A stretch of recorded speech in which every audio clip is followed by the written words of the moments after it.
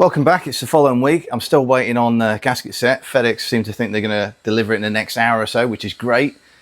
Shouldn't take me too long. Just going to whack this back together.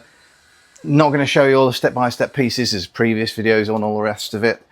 The question that we're posing with today's video is it a $4,500 to $5,000 job, or is it a $254 job? Right? So we're going to be putting it all back together, test it, run it, and if it doesn't rattle, she's all good. If you recall, in a much earlier video, we did all the board dimensions and bits and pieces and simply honed it, put new rings in. Ran good. Then we had a rattle and we thought, maybe it's the crank bearings. Maybe we should have changed them after all. However, upon further inspection, it was just a loose nut, which should have had some thread lock applied to it, but didn't. It was set to the correct torque setting, but yeah, we're going to put it together with thread lock this time.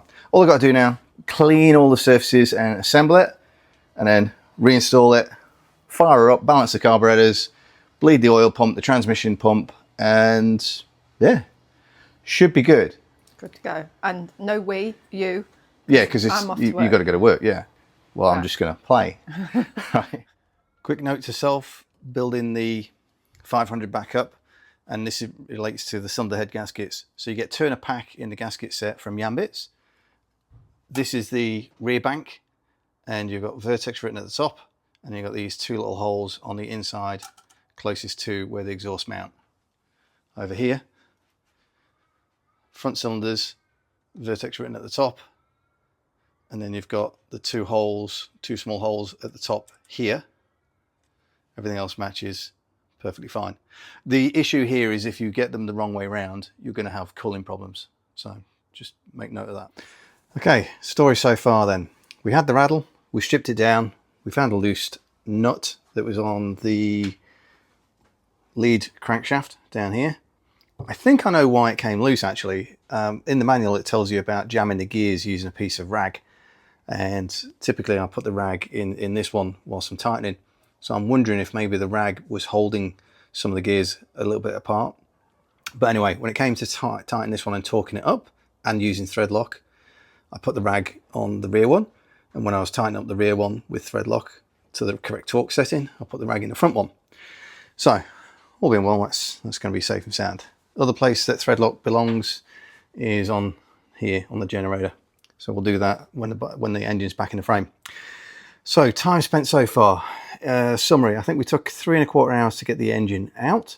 Took 2 hours to strip it down, and I think altogether we're probably about 8 hours to completely rebuild it.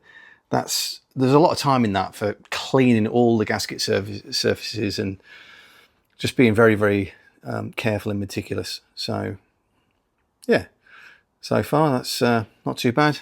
And then the bike's ready to receive. I'll either get onto that later today, or I'll probably do it tomorrow morning, pop the engine back in, connect it up, and so on and so forth. Anyway, there you go.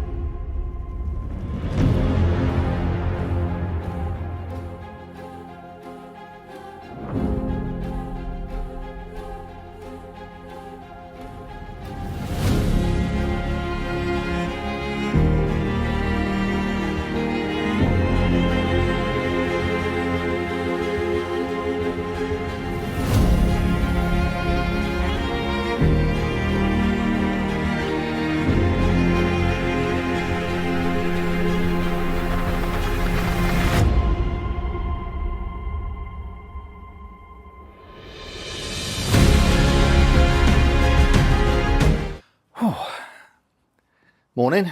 Right, okay, so I don't know if this has been a short period of time for you or a long period of time, but for me, it's been a week since that last little bit of video. Whilst I've been putting it together, I've had this nagging sensation that I've missed something, and I'll explain what it's all about.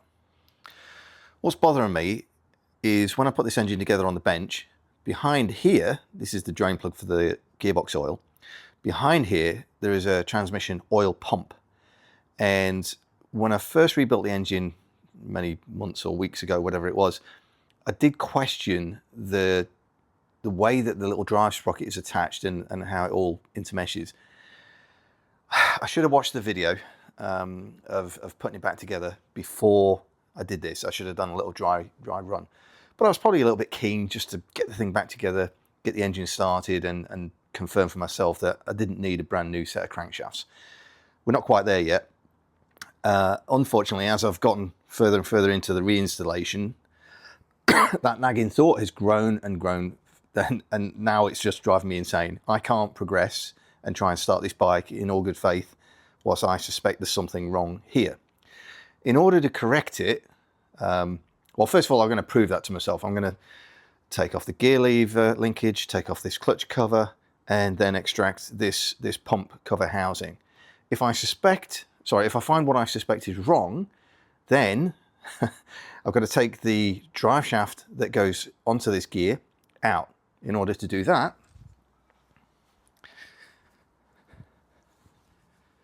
I've then got to drain all the coolant, remove the coolant pump cover, remove the bolt that holds, well, once you've got the pump out of the way, there's one hidden bolt, and then there's a series of bolts all the way around here.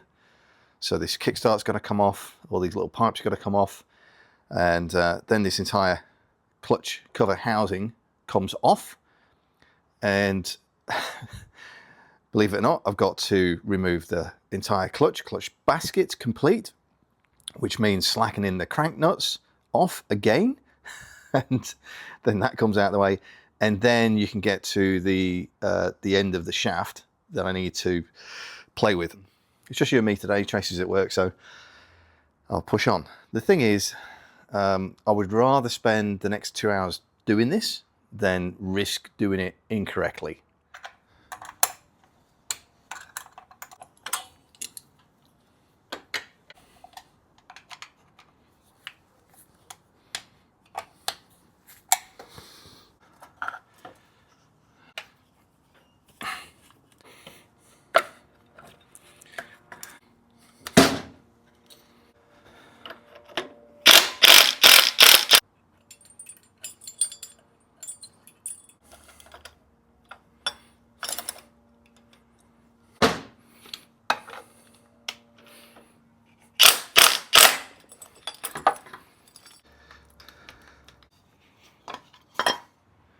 Okay, so all that to get to these three.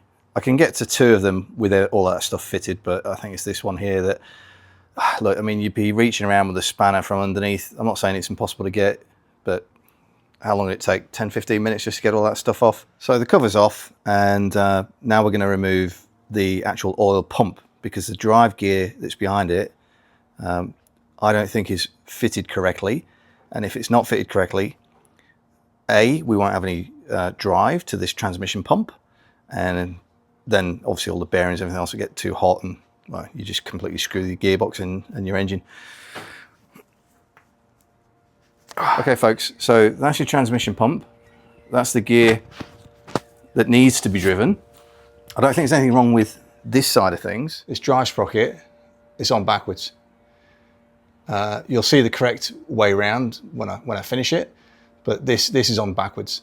You've got this shaft which goes all the way through the engine. I'm going to have to go around the other side, dismantle the other side of the engine, so that I can then take this shaft out so that I can attach this correctly. Okay, so draining the coolant, we've got a 10mm, I think it is, yeah, 10mm there, and you've got another drain on the pump cover here.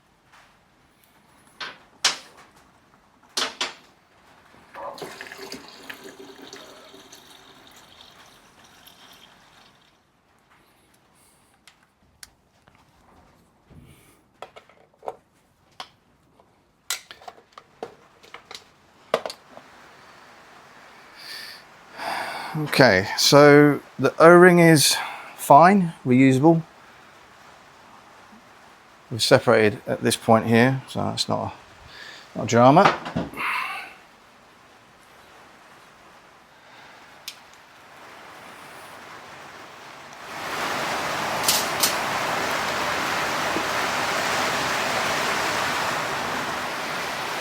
Okay, you see the little yellow nylon sprocket? That's the end of the shaft I've got to release, which is why I've got to remove all of this.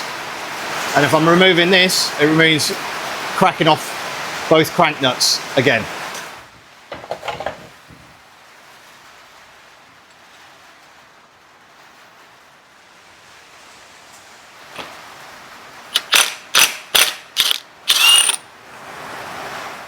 This is the back end of that shaft. It's just got a simple circlip on it, so I'll remove this and then we'll remove the opposite side. Okay, the correct orientation for this plastic sprocket is there is a I'll pull it out. Okay, so what we need is the washer on the back side of that, the roll pin, hold it all together. We can slide her in, press and hold it in, it can't go anywhere, and that job of holding that in is now taken over by the transmission oil pump, which you then bolt on. Don't forget to fit the O-ring. So being careful not to disturb the O-ring, just going to fasten up the pump body to hold everything in place.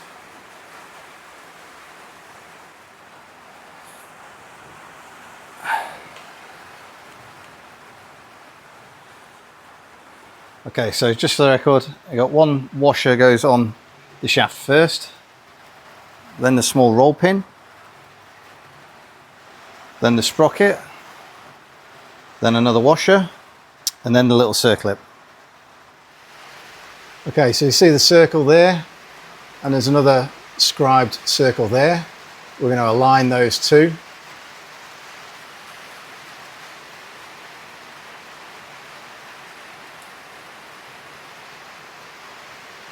Okay, once they're aligned, which this has stayed in mesh anyway, so that's fine, but it's just one of your checks. So you start with this, and then this circle scribe mark on the lead crankshaft, you're going to rotate that around until it lines up with that protrusion on the engine case, lines up with that circle scribe mark. Is diagonally, we now want this one at top dead center, which is number 3. To do that, we're going to rotate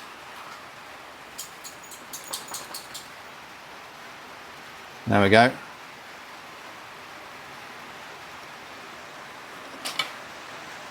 You see the dimple? There we go, sorry. The dimple lining up with this. I'll just spin it around, make sure there's no more punch marks or anything weird going on. There it is. There it is. That's the actual dimple, right? So hopefully you can see what's going on. That's a far clearer punch mark.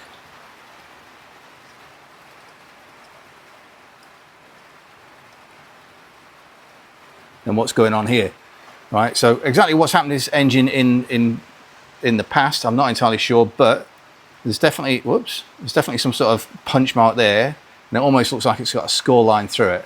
So that's the wrong one. The correct one almost looks like it's almost been drilled. Sorry, almost like it's been drilled out. Right. So having lined that up, then this piston is now at top dead center. Here, number 3. This one is at top dead center, number 2.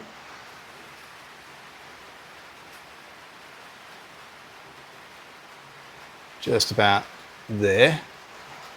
Don't know if you can see that sort of angle. There's probably a better shot for you. Okay, now when we introduce the clutch basket going over here, that's going to, the ring gear on the back here is going to mesh in with this, meaning that this is all locked together. All right, I'm just going to have to do my best to film this from over there. All right. So that's timed there. That is timed there. Let's try and do this again.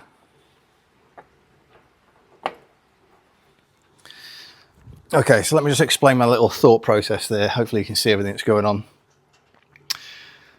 I didn't crack off this nut. There's a backlash gear on each of these. So the teeth on this backlash gear are slightly different from the teeth on the main crankshaft primary gear. And so in order to interlace this gear that's on the back of the clutch drum, clutch basket, with these two and time them correctly together, you need at least one of these crank nuts undone so that the backlash gear can move. I'd aligned everything up, and then I ended up spinning the basket around until I could manage to find a point where this gear matched up with the position of the backlash gear here and the primary gear on the lead crankshaft. As it slotted in, basically then I turned it around until I made sure that I've still got the punch mark lined up with this and a punch mark lined up with that. So that's all good.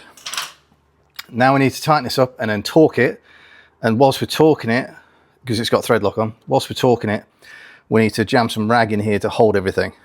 So as we're tightening this way, I'll feed a bit of rag in into here. Locks up.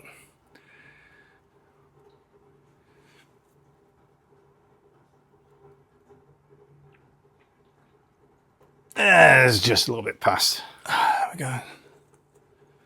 Get my rag out. Keep an eye out for any little bits of lint that are stuck in the gears, because you don't want that going into your system. But yeah, no, we're all good there. Okay. One more time for look, just check that everything's all lined up. And there's my little circle lined up with that. Punch mark lined up with that perfectly. Very nice. Okay, cool. Now we can reassemble this. Remember, we've got the big washer on the back here. There's another washer at the back of this as well.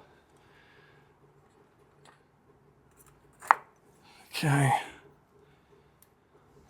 Should really use a new locking tab on that, but I don't have one. Ideally, this is going to land, the flat of the nut is going to land on a different tab from what I've bent over before, if I've got any kind of luck.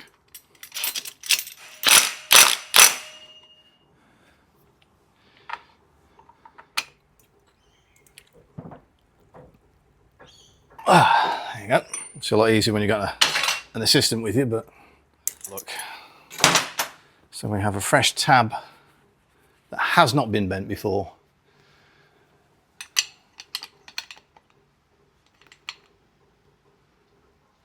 I can just lead that up there.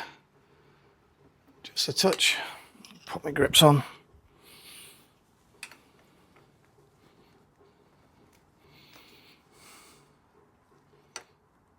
Okay, nice. You're not going to get that on there very easily. Okay, friction plates. These in the manual, it does tell you that in reference to the dots, you offset them. And well, I can't see anything obvious. I can see a couple of marks. So I'm just going to move them around, stagger them very slightly.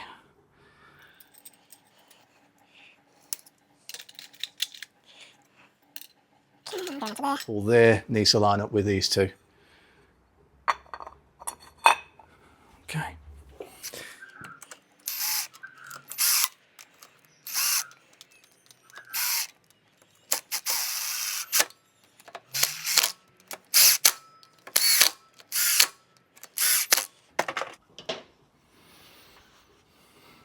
Okay. Hopefully you can still see. I'm just. Okay, these go to 8 Newton meters. I can guarantee you I've just done that, a minimum of 8 Newton meters. God, call me paranoid, but let's just rotate around one more time. I can hear Bailey looking for something to play with, chew on. Okay, here we go. Right, that is lined up there. That's lined up there. That's good. That's torqued and Loctited. That's torqued and Loctited from previous. The balance shaft was timed with that never came out of time. And I think everything else looks good.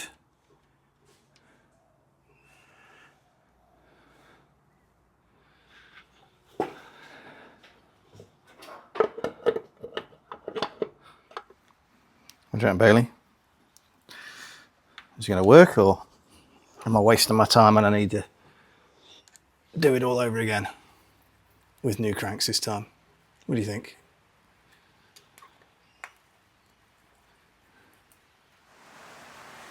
Right. Coolant pump, we've got the O-ring.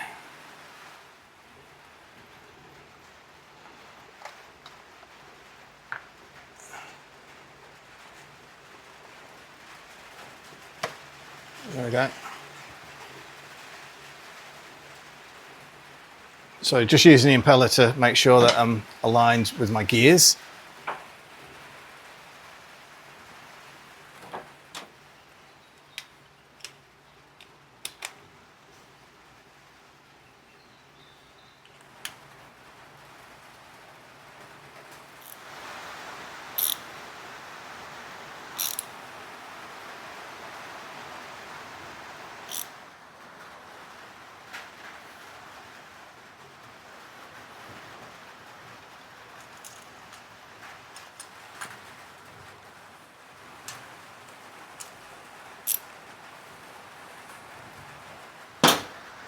Okay, one thing I'm going to do to this shaft before I put anything else on is take some wax and grease remover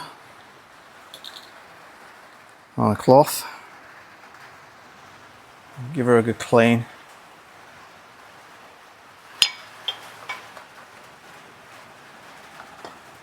There we go. Cool.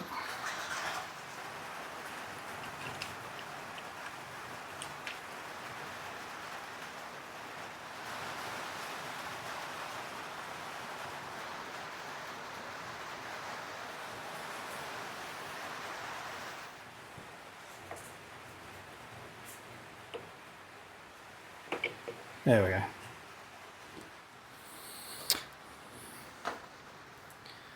Again, probably a little bit too much, but I do not want this coming off.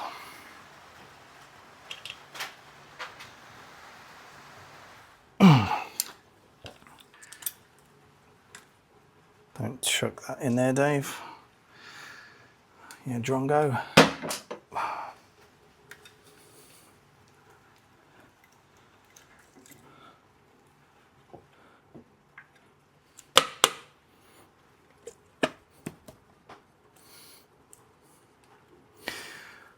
Okay, let's get the trigger wires. Green and white to green and white. Red and white to red and white. And then the multi-plug. Got the neutral light.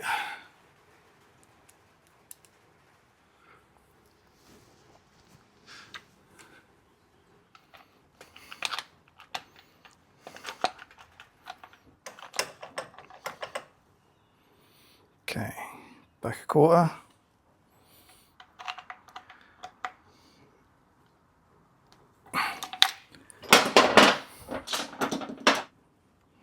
It's about that height there.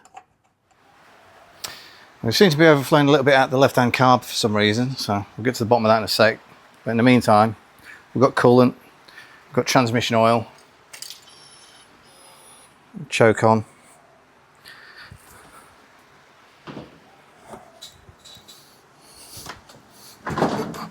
Oh yeah, let's put it in neutral, shall we? There we go. Whew.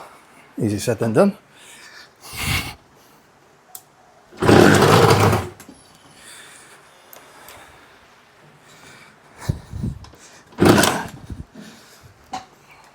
So choke off.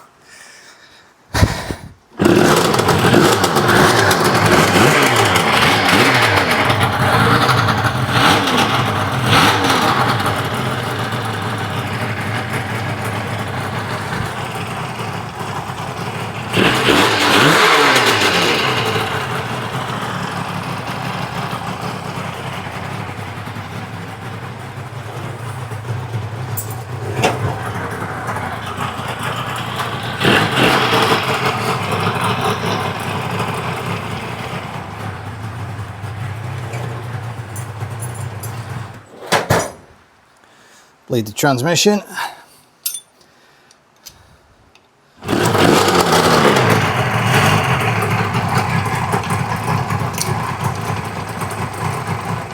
Okay, that came on straight away, so that's good.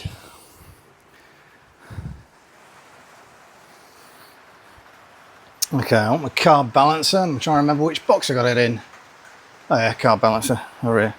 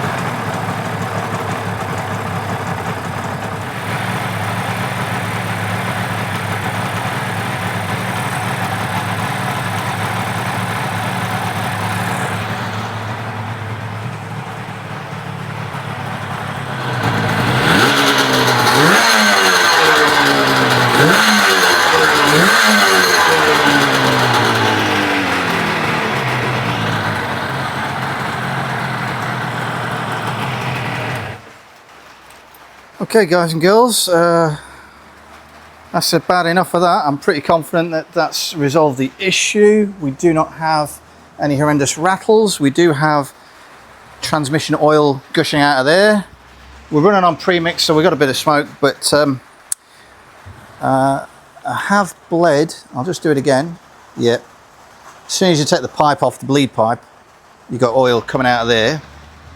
So the next thing is making sure that the 4 oil lines are fully charged before switching over from premix onto just the pump at all. As Bill suggested, and I think he's completely correct, just run it for a couple of gallons on premix, and whilst the oil pump's coming into life, that'll be good. Let's see, and I have some notes from what Bill was telling me earlier. But yeah, anyway, right, I'm waffling. I'm waffling, but I'm happy, and everything looks good. We don't seem to be dribbling loads of fuel out this side. We were, but I did give everything a bit of a tap, and yeah, all the float bowls seem to have seated themselves back in again. So that was interesting. Oh, hello Bailey, it's come to give me a cuddle. Tell me what a great job I did, yeah? Well, we're going to call that a success. I'm going to stop and have a break and have something to eat. I'll stick this video together for you guys and girls so you can see where we got to. And yeah, hopefully the next thing you see is it's all back together and we'll do a bit of a ride around. But anyway, I don't really have any cameras for doing riding sort of videos because I'm obviously not a proper YouTuber. I'm just a do-it-yourself guy messing about in his garage with his dog. And yeah, carb balancing didn't take too long. What else?